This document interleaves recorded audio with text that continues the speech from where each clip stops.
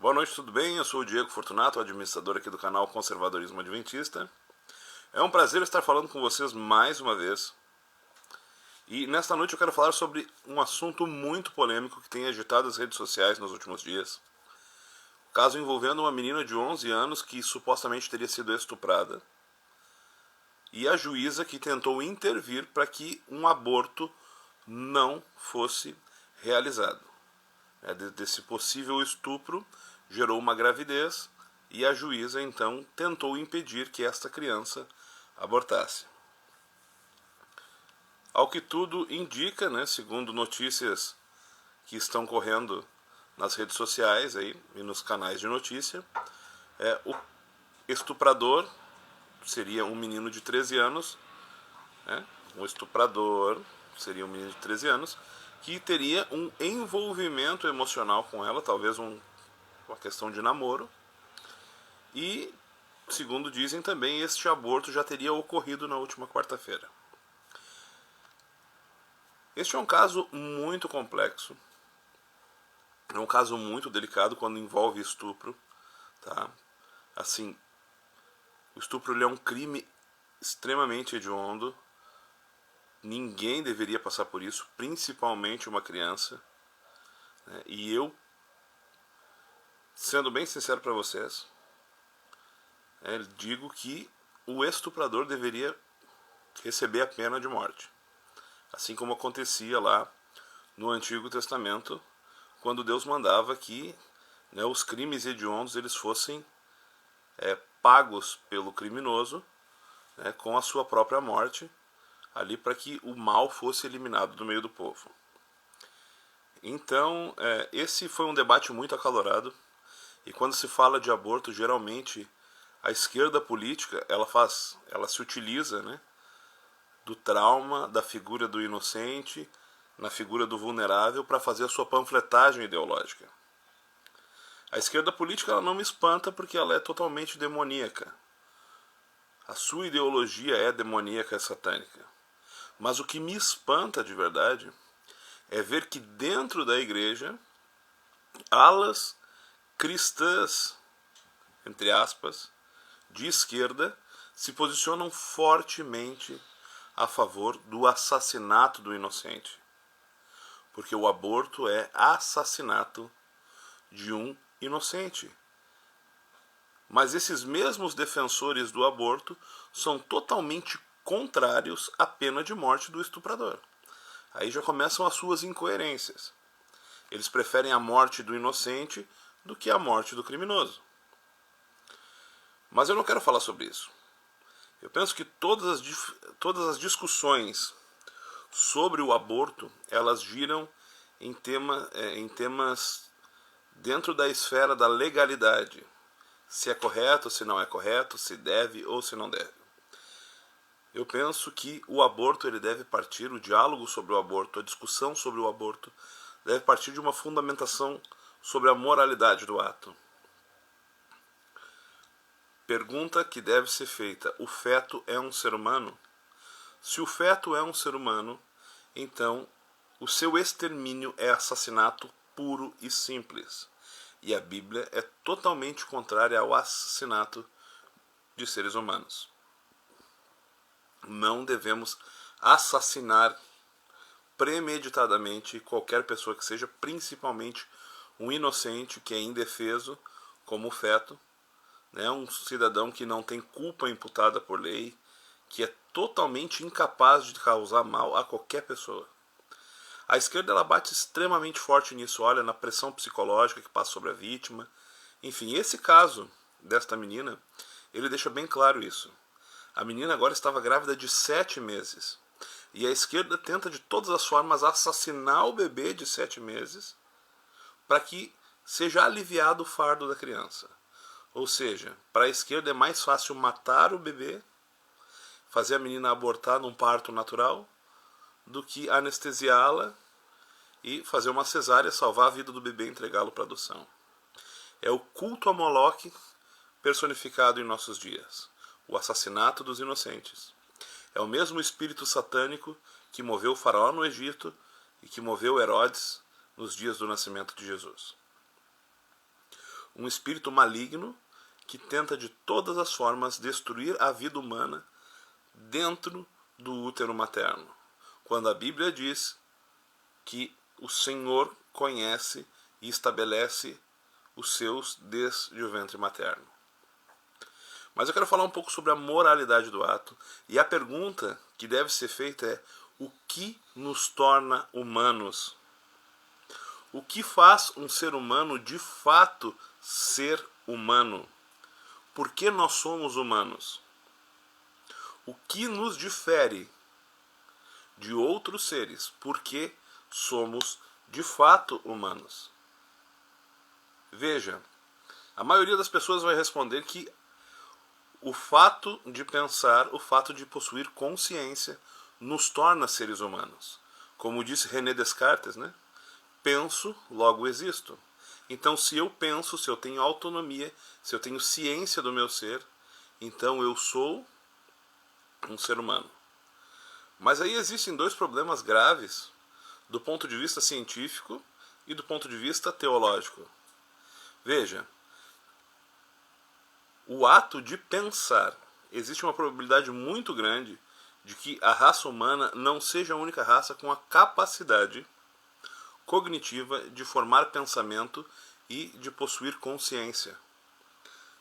Por exemplo, digamos que vamos fazer uma separação entre religião e ciência, tá? Como se fossem duas coisas separadas. Se a ciência estiver correta e a religião estiver totalmente errada, tá? Existem campos, por exemplo, dentro do estudo da ciência, como a astrobiologia, que é um campo que investiga a possibilidade de vida fora da Terra. Astrobiologia. Nosso universo é composto por bilhões de universos, de galáxias. São literalmente, a cosmologia diz que existem bilhões de galáxias dentro do universo observável, e cada uma destas galáxias contém bilhões de estrelas com planetas dentro da faixa da zona habitável dentro desses planetas, ou seja, são bilhões de planetas espalhados em cada uma das bilhões de galáxias, com possibilidade do desenvolvimento da vida como a conhecemos. Então, segundo a especulação científica, é muito provável que exista vida inteligente fora da Terra. Então, se existir uma vida consciente, inteligente fora da Terra, essa vida será humana? Obviamente que não. Mas, se nós dissermos o seguinte: olha, a ciência está errada, mas a religião está certa. E a religião aqui eu não falo só do cristianismo, eu falo de religião em geral. Tá?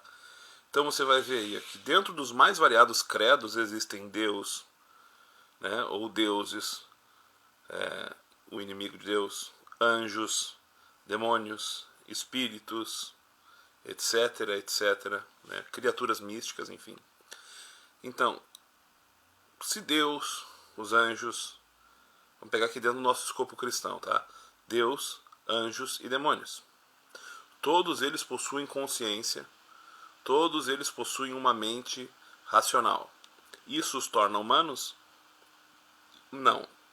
Então, você tem uma perspectiva científica de que possa haver vida inteligente fora da Terra e uma perspectiva teológica de que possa existir vida em um plano de existência diferente. Vida que eu digo, vida consciente. E nenhuma dessas vidas, tanto biológica quanto em um outro tipo de nível, um outro patamar de existência, por exemplo, como patamar espiritual, torna estas entidades como humanas pelo fato de pensar.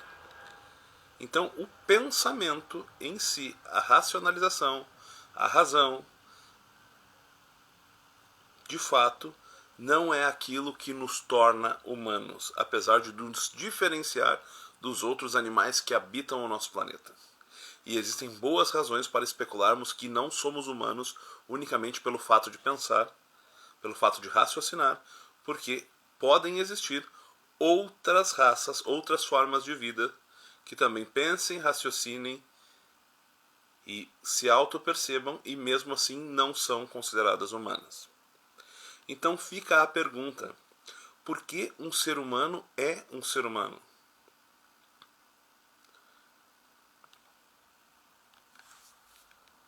Refletiu aí? Pensou um pouquinho? Por que o ser humano é um ser humano? Bom, se não é a capacidade de pensar, então o que é que nos torna humanos? Indo mais adiante, se nós não podemos definir o que nos torna humanos, veja, se você disser que é o DNA, olha, nós somos humanos porque nós temos o nosso DNA, o nosso genoma, já foi codificado, isso nos torna humanos. O feto possui o mesmo DNA, o mesmo genoma do que o homem que caminha, que anda e que se move pela Terra. Logo, se é o DNA, o feto com certeza é um humano. Se é a capacidade de pensar, bom, a capacidade de pensar não é uma exclusividade, então existe uma probabilidade muito grande que a capacidade de pensar não seja o fator decisivo que nos torna humanos. Então, se não é o pensamento, se não é o DNA, o que é? Agora vem uma questão mais importante. Se eu não consigo definir o que é um ser humano e o que torna um homem ou uma mulher de fato um ser humano, quem pode definir o que é um humano? Quem faz esta definição? Ah, sou eu. Eu defino o que é um ser humano e o que não é um ser humano. Então, eu estou autorizado a definir que o meu vizinho do lado aqui, que me incomoda, que bota funk para ouvir a todo volume, ele não é um ser humano. E eu vou defini-lo como não humano, então eu vou exterminá-lo. Porque eu não o considero humano. Nós sabemos que não é assim que funciona. Bom, mas então nós vamos colocar nas mãos do governo, dos burocratas, para decidirem o que é e o que não é humano. Ou quem ou o que é ou não é humano. Se é o governo, se é o Estado quem decide o que é humano ou quem é humano, nós não temos nenhuma razão moral e lógica para criticar o Brasil imperial e as demais colônias imperiais que definiam que, por exemplo, os negros não eram seres humanos e eles eram por isso escravizados.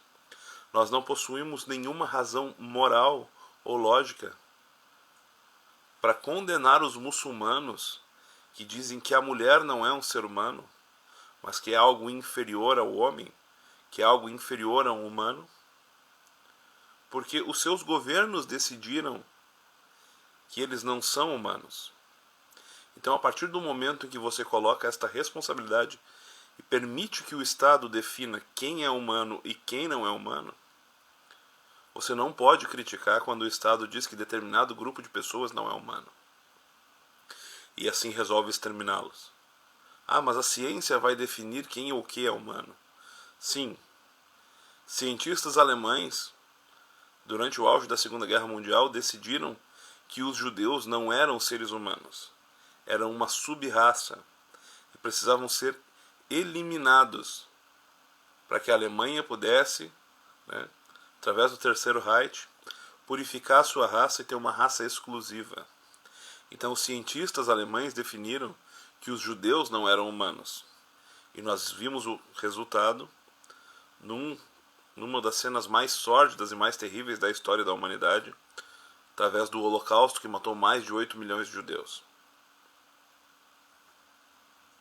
Bom, então se o governo não decide, se a ciência não decide, quem decide? Por que um ser humano é um ser humano? E se o feto não é humano, se o feto for um ser humano, então o seu extermínio é assassinato puro e simples. e deve ser totalmente combatido.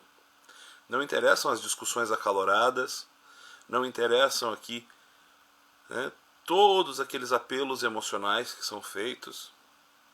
O feto é ou não um ser humano. Se ele for um ser humano, o seu extermínio é assassinato puro e simples.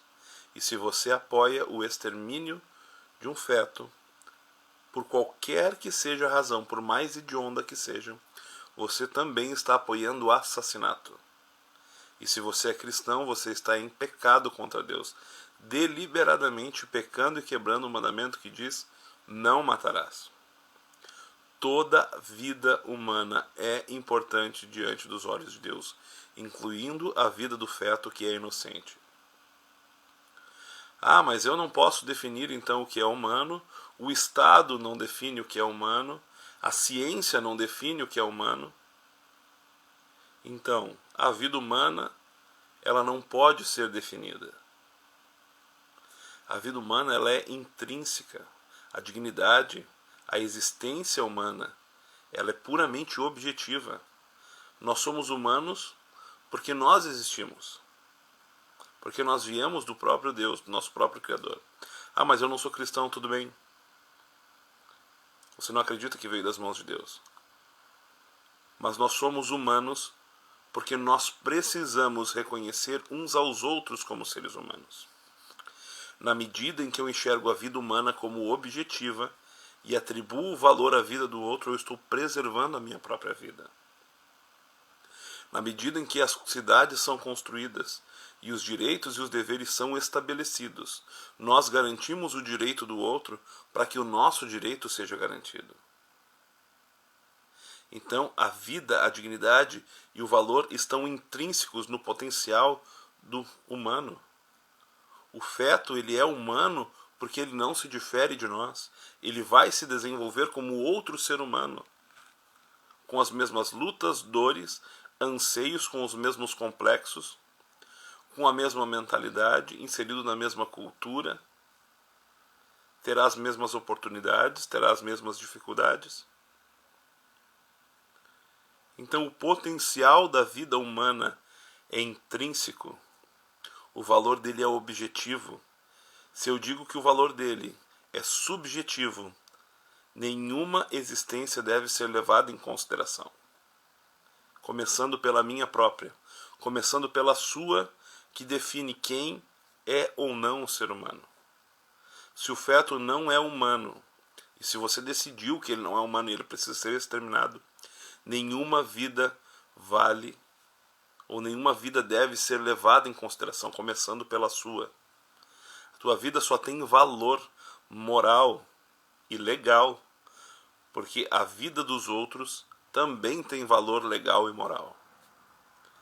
Se o valor não é atribuído, nenhuma vida importa. E se a vida do feto não importa, a vida de nenhum de nós deveria importar. Porque ele é tão humano quanto qualquer um de nós. Fica a reflexão. O que é que nos torna humanos? Por que somos seres humanos? Nós somos humanos porque fomos criados pela mão de um Deus. O Senhor formou o homem do pó da terra e soprou nas suas narinas o fôlego de vida. Está lá em Gênesis capítulo 1 e capítulo 2. Deus criou o ser humano. Após o pecado, Satanás toma conta deste mundo. Mas Deus estabeleceu o plano da redenção. Nós fomos comprados pelo sangue de Cristo. O sacrifício que nos traz a paz estava sobre ele. A Bíblia diz que ele veio a este mundo para que todos tenham vida e vida em abundância. Ele morreu para que eu e você pudéssemos viver. E principalmente para que o feto, que é desprovido de pecado, que é desprovido de dificuldade, que é desprovido de culpa, ele também pudesse viver.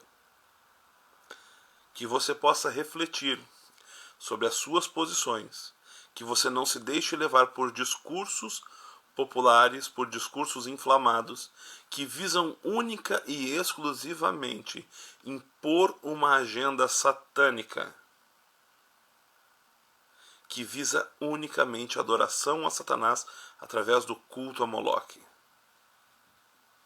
O aborto se tornou uma indústria muito forte. Milhões e milhões e milhões de seres humanos têm sido assassinados ao longo dos últimos anos nas mãos de servos de Satanás, de adoradores de Moloque, que têm prazer na tragédia, na dor e no sofrimento humano. Que você possa entender que toda vida merece ser vivida, começando pela vida do inocente. E se a tua vida tem sentido, ela só tem sentido porque todas as vidas têm sentido, e se a sua vida importa, ela só importa porque todas as vidas importam, incluindo o feto, que é um ser humano, e caso seja exterminado, estará sendo assassinado. Que Deus te abençoe, que o Espírito Santo esteja sobre você, e que você possa refletir que aborto é assassinato, que aborto é idolatria a Moloque, que aborto não deve ser praticado em hipótese alguma. Eu sei que muita gente vai discordar dizendo, olha, mas a criança... E vão usar os argumentos mais passionais, mais apaixonados, para defender que o aborto ocorra em qualquer circunstância. Mas esses mesmos apaixonados pela destruição do inocente são no mesmo grau apaixonados pela preservação da vida do maníaco, do psicopata e do destruidor, quando estes deveriam já ter sido separados da vida pela morte. Que Deus te abençoe, que o Espírito Santo esteja com você, esteja aí cuidando da sua família e que continue nos acompanhando aqui conosco. Meu desejo sincero nessa noite, um grande abraço para vocês e fiquem na paz.